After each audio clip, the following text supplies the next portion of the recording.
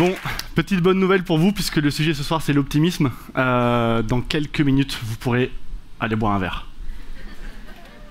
Courage. Alors, quand on m'a proposé de venir parler ce soir à ce TEDx, j'étais super content. Et je me suis dit, génial, moi aussi je vais pouvoir faire comme tous les autres speakers TED. Je vais pouvoir parler avec passion d'un sujet passionnant. Vous mettre les larmes aux yeux, vous transporter d'émotions, et à la fin, je vous imaginais dans une standing ovation vibrante. C'était parfait. Il y avait juste un tout petit détail que j'avais un peu oublié, c'est que j'ai pas de passion. C'est un peu fâcheux quand on veut faire un TED passionnant. Et quand on m'a confirmé que j'allais venir, je me suis dit, en fait, je vais leur parler de ça. Du fait que j'ai pas de passion, et que ça me pourrit la vie depuis tellement longtemps, que ça me fera un sujet de TED. En même temps, c'est un sujet compliqué. Qui d'entre vous peut me dire, honnêtement, qu'il a enfin trouvé sa voie, enfin trouvé sa passion? Il n'y a pas foule. Les autres, ça va, vous le vivez bien? Mon objectif ce soir, ce serait que tous ceux qui, un peu comme moi, ont galéré à ne pas avoir de passion, repartent avec le sourire. Parce que le sourire, moi je l'ai perdu pendant longtemps à chercher ma passion en fait. Pendant des années, en fait, j'étais persuadé que j'allais trouver moi aussi ma passion. Et à chaque fois que je me posais un peu des questions existentielles, je demandais autour de moi qu'est-ce que je pouvais faire. Et on me sortait systématiquement ce conseil que vous connaissez tous, qu'on vous a tous forcément dit un jour. Hey, t'as qu'à trouver ta passion. Est-ce que ce conseil vous a déjà aidé en quoi que ce soit? Moi, rien. Alors du coup, je suis allé sur Amazon, en me disant peut-être que je pourrais trouver des réponses dans un livre. Donc je suis allé chercher, et j'ai trouvé 2000 livres. 2000 livres qui vous expliquent comment trouver votre passion. Forcément, quand on voit 2000 livres, c'est qu'on se dit qu'il y a un truc de vrai dans l'histoire de la passion. Forcément. Et quand c'est pas ces 2000 livres qui vous lavent le cerveau, c'est Steve Jobs. Vous vous rappelez? Qui a en fait un peu inspiré les foules en disant ce célèbre « Follow your passion ». Quand le mec qui a créé Apple te donne un conseil, forcément tu te dis je vais l'écouter. Alors c'est ce que j'ai fait. J'ai écouté Steve Jobs. Puis j'ai commencé à chercher ma passion, moi aussi. Et j'ai pas trouvé. Alors j'ai commencé à me dire que j'avais un truc de travers par rapport à tous les gens qui réussissent. Vous savez, tous ces gens qui vous balancent leur passion au visage. Ouais, moi je suis passionné de brand content, je suis passionné de design, je suis passionné de tout.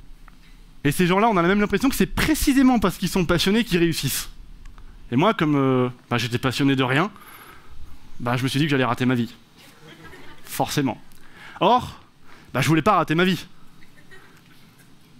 Donc j'ai commencé à chercher ma passion. Comme un fou. Comme un soldat. Lara. Et... Merci. C'est devenu une obsession. Alors, pour essayer de trouver cette passion, j'ai expérimenté plein de choses. J'ai monté une entreprise. Là, je me suis dit, ça y est, j'ai trouvé mon truc. Et puis non. J'ai fait de la communication financière, du consulting. Je me suis dit, ça, j'ai mon truc, ça y est. Et puis non. J'ai fait du parachutisme, de la plongée, des arts martiaux. À chaque fois, je me suis dit, ça y est, oh là, c'est bon, j'ai mon truc. Et en fait, non. À chaque fois. Alors j'ai écrit des bouquins, j'ai monté des boîtes, etc. À chaque fois, j'avais vraiment l'impression que ça y est, j'avais trouvé mon truc, moi aussi je pouvais mettre à la face du monde ma passion et que j'allais réussir. Et puis en fait, à chaque fois, ça retombait comme un soufflet. Et en fait, ce problème-là, c'est que à chaque fois, je me suis dit, devant des clients, mais qui suis-je fondamentalement? Et professionnellement, ça commençait à me poser un petit souci de cohérence. Parce qu'on vit dans un monde qui aime bien les experts. Un expert, il a une passion, il exécute, il rentre dans une case. Et moi, je rentrais dans à peu près aucune case. À l'inverse, en fait, on me disait même que j'étais un touche-à-tout, quelqu'un de volage, qui manquait de focus, inconsistant. Je sais pas si on l'a déjà dit, ça. Ça pique, alors que tu passes tes journées et tes nuits à essayer de trouver ce focus. Ça m'a piqué, hein. Alors... après 4 ans, 5 ans de transpiration intensive, à me demander quelle était ma passion, j'ai enfin eu ma révélation. Enfin. J'ai pas de passion. Et j'en aurai sans doute jamais. Et c'est pas grave. Et si vous n'en avez pas non plus, c'est pas grave, vous raterez pas votre vie pour autant. En revanche, ce que j'ai compris, parce que je l'ai expérimenté, c'est qu'on peut parfaitement rater sa vie à chercher une passion qui n'existe pas. C'est ce que j'ai fait. Et c'est ce que je voudrais vous éviter ce soir, en essayant en quelques minutes de vous donner les quelques trucs que j'ai pu comprendre pendant ces années de galère. Une des premières choses que j'ai comprises, c'est que, en fait, pour ceux qui sont un peu paumés et qui cherchent leur truc, on peut voir la vie comme une grande feuille blanche. Et sur cette feuille blanche, vous allez faire un dessin. C'est un peu votre dessin. Vous voyez les dessins pour enfants où on fait des points pour relier? Un peu des trucs comme ça. En fait, imaginez que chaque point, c'est une expérience que vous avez eue. Une expérience professionnelle. En fait, si vous n'avez pas assez de points, ça ne donnera jamais une forme. Moi, c'est ce que j'ai essayé de faire. Au début, j'ai voulu relier des points pour trouver une forme, mais j'avais pas assez de points, donc je ne pouvais pas trouver de forme. En revanche, si vous créez suffisamment de points, ça finira par donner une forme à un moment donné. Donc ce que je voulais vous dire par rapport à ça, c'est simplement de créer un maximum de points, dans tous les sens même si possible. Vous verrez bien ensuite la forme que ça va prendre. Et tant qu'à faire, si vous pouvez, créez des points dans tous les sens. Et soyez inconsistant. Manquez de focus. Soyez volage, parce qu'il n'y a rien de plus ennuyeux qu'une ligne droite. La deuxième chose que j'ai réalisée, c'est que cette histoire de la passion, de trouver sa passion, c'est, je crois, le conseil le plus stupide qui existe. Il est stupide parce qu'il repose sur une hypothèse. Cette hypothèse, c'est qu'on a tous, dans notre logiciel personnel préinstallé, à la naissance, une passion. Elle est là. Et puis, il vous suffit de la trouver, d'appuyer dessus, et hop, tout ira bien. C'est un conseil qui est stupide pour deux raisons. La première, c'est que je doute fort qu'on naisse tous avec une passion préinstallée dans notre logiciel personnel et qu'il suffirait de la trouver pour ensuite que tout aille bien. Je ne suis pas très convaincu de ça. Ce qui fait que, comme moi, si vous n'avez pas de passion préinstallée dès la naissance, il y en a à qui ça arrive, hein, les blonds, ça leur arrive, comme moi, vous allez commencer à courir après rien.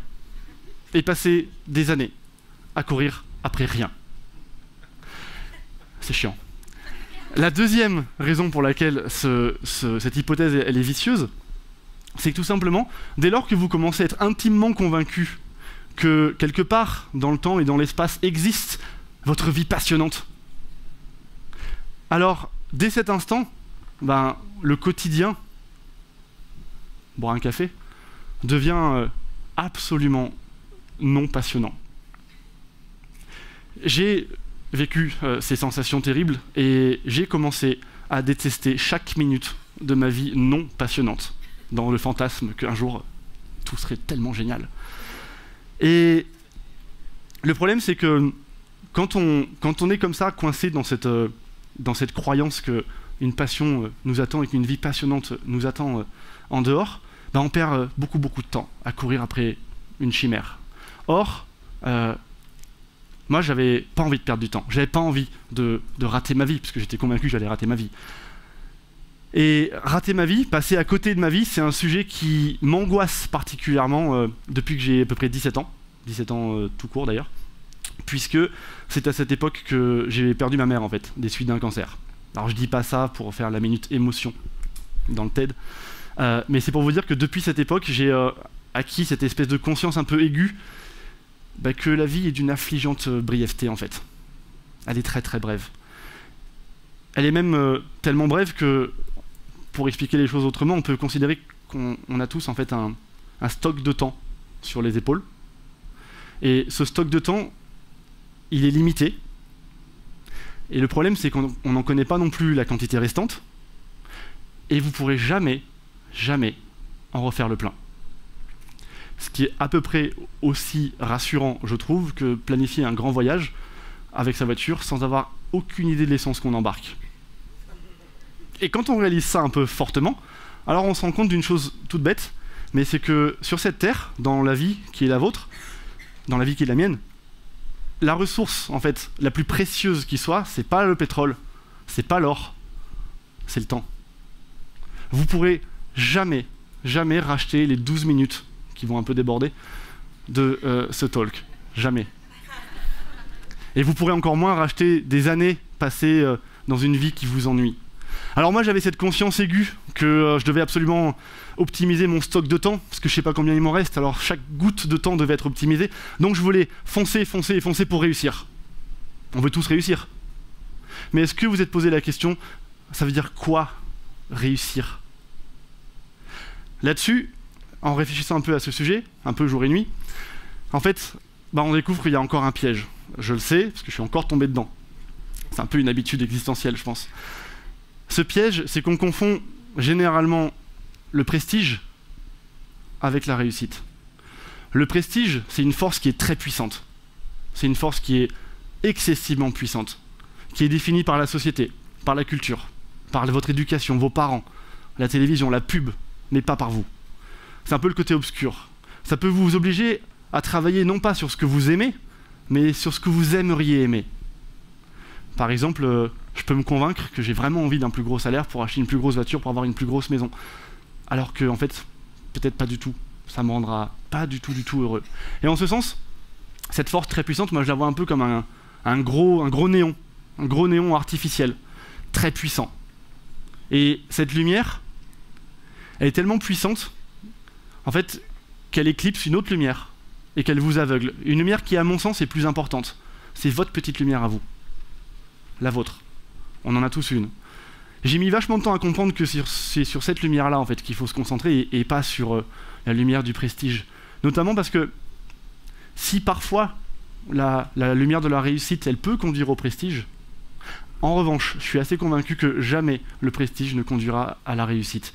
Parce que si c'est le cas, alors tous les gens riches et puissants de cette terre seraient tous extrêmement heureux. Je pense pas que ce soit ce qu'on observe.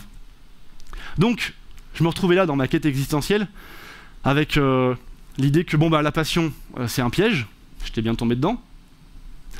Le prestige, c'est une illusion. Et donc j'avais compris ce qu'il fallait, c'était en fait vraiment se concentrer sur la réussite. La question, c'est comment on réussit sa vie.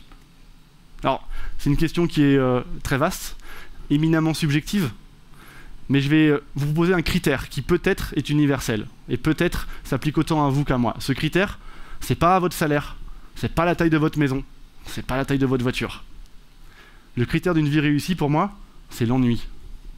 Puisque le temps est ce qu'il y a de plus précieux, alors gaspiller son stock de temps dans une vie qui vous ennuie profondément, je parle pas de l'ennui 1 heure ou 2, je parle du vrai ennui, l'ennui structurel.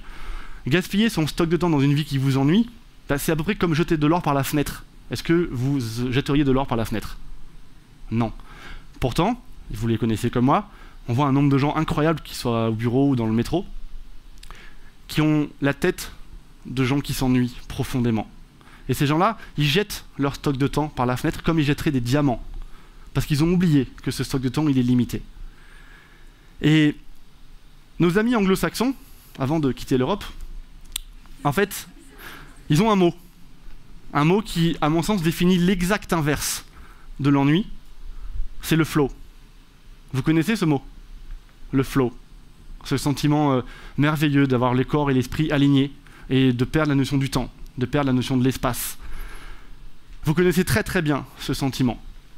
Vous l'avez tous expérimenté à plusieurs reprises. Vous savez quand? Quand vous étiez gosse. Tous. Et je suis assez convaincu que derrière nos airs de grandes personnes, derrière nos costumes cravates, nos maquillages, nos airs de responsables, en fait se cache quelqu'un qui est un expert en flow, qui a un doctorat en flow. Cette personne, c'est Mini You. Quand j'étais Mini You, avant de devenir grand et chauve et chiant, quand j'étais Mini You, je passais tout mon temps libre à dessiner, à inventer des histoires. Et je m'éclatais, je me régalais. Je créais mes univers, j'étais complètement dedans toute la journée. Vous vous en rappelez de ce sentiment? Comme il est génial, il est fabuleux ce sentiment. Moi, je passais tout mon temps libre à faire ça, et puis les années ont passé. Et petit à petit, j'ai perdu Mini You de vue. Parce que je suis tombé dans le piège de la passion. Et j'étais aveuglé par la lumière du prestige. Donc je ne le voyais plus. Et puis un jour, un peu par hasard, c'est une autre histoire, on m'a proposé d'écrire un bouquin. Donc j'ai écrit un bouquin. Et j'ai écrit le bouquin en 11 jours, pendant les vacances, sans que personne me force. Et j'ai adoré ça. Et j'ai retrouvé cette sensation de flow que j'avais quand j'étais petit. Dans le bouquin, j'ai fait des dessins, j'ai raconté des histoires, je me suis éclaté, j'ai fait des blagues partout que l'éditeur a enlevé parce qu'elles étaient trop nulles, etc. Mais je me suis éclaté comme un gamin. Et je vous raconte ça parce que, suite à ce bouquin, on m'a invité à faire des conférences. Et dans ma vie, j'avais jamais prévu de faire des conférences. Mais je me suis dit, quand on l'a proposé, why not? Après tout, ça me fera un petit point en plus sur ma grande feuille de la vie et je verrai bien si ça m'aide à trouver une forme. Donc, j'ai dit go. Et un jour, une école de commerce m'a proposé une conférence un peu décalée sur l'entrepreneuriat. Et j'avais, m'ont-ils dit, carte blanche. Je vous laisse deviner, dès qu'on m'a dit ta carte blanche, qui a pris les commandes? Mini-You. Et je me suis éclaté comme un gamin à faire cette conférence. J'ai fait des dessins dans tous les sens, j'ai raconté des blagues, j'ai fait des histoires, etc. Je me suis éclaté. Et je me suis encore plus éclaté en donnant cette conférence. Et je me rappelle très bien de la sensation que j'ai eue ce jour-là où j'étais en train de parler à mes étudiants et je leur racontais une histoire que j'avais inventée en leur montrant des dessins que j'avais faits. Et j'ai ressenti, pile à ce moment-là, le sentiment d'alignement dont on parle tant. Pile à ce moment-là, j'étais en train de faire exactement ce que j'aimais faire et ce que je voulais faire en fait, et ce que je devais faire. C'est vraiment quelque chose d'important en fait, parce que ce jour-là, j'avais un peu sur mes épaules mon mini-You, quelque part. Et je pense, en tout cas moi je l'ai vécu comme ça, que j'avais les yeux qui brillaient. Donc, ça a été vraiment une expérience très importante pour moi parce que, comme je le vis au quotidien en fait, je pense qu'il n'y a pas de hasard avec le fait qu'aujourd'hui, dans ma vie professionnelle, la majeure partie de ce que je fais, et ce qui m'éclate le plus, consiste précisément à faire des conférences, à raconter des histoires et à faire des dessins que je mets dans des slides. C'est ce qui m'éclate le plus. En revanche, n'oubliez pas une chose avec Mini-You, c'est que Mini-You c'est un gamin. Les gamins ils ont peur, très facilement. Et quand vous doutez, que vous êtes angoissé, que vous posez des questions de responsabilité, etc., etc., pour Mini-You, tout ça, c'est des monstres. Le doute, l'angoisse, la peur, c'est des monstres. Et à chaque fois que Mini-You il voit un monstre, il disparaît dans sa caverne, avec votre petite flamme. Et on vous voit plus. Et de nouveau, la lumière du prestige vous éblouit et vous aveugle. Moi, à chaque fois que je doute, et que j'angoisse et que j'ai peur, ça m'arrive, bah mon Mini-You disparaît. Et je crois que c'est votre devoir d'adulte que de combattre ces monstres-là pour laisser Mini-You exister. Lui, il va pas se battre, c'est un gamin, c'est à vous de le protéger, parce qu'en retour, lui, il va vous protéger. Donc, je voudrais vous laisser avec 3 petites choses. La première, c'est arrêter, pour ceux qui sont un peu paumés avec la passion, arrêtez de suivre une passion qui n'existe pas en dehors de vous. Cette passion, vous l'avez déjà en vous, cette petite flamme, vous l'avez déjà en vous. En revanche, si vous voulez la voir, commencez par éteindre la lumière du prestige. Cette lumière, elle vous aveugle, elle nous aveugle, et elle nous empêche de voir ce qui compte vraiment, c'est votre petite flamme. C'est ce que vous avez de plus beau à offrir au monde, qui en a bien besoin. Et pour que cette petite flamme s'allume, il faut que quelqu'un qui sache l'allumer reprenne un petit peu les commandes. C'est Mini-You. Laissez-lui les commandes tant que vous pouvez, autant que vous pouvez, parce que lui, il sait comment l'allumer. Lui, il sait. Parce qu'à chaque fois que vous avez les yeux qui brillent, à chaque fois que Mini-You est dans les parages, à chaque fois que vous avez la flamme, vos yeux resplendissent. Et ça, personne ne pourra l'ignorer bien longtemps. Merci.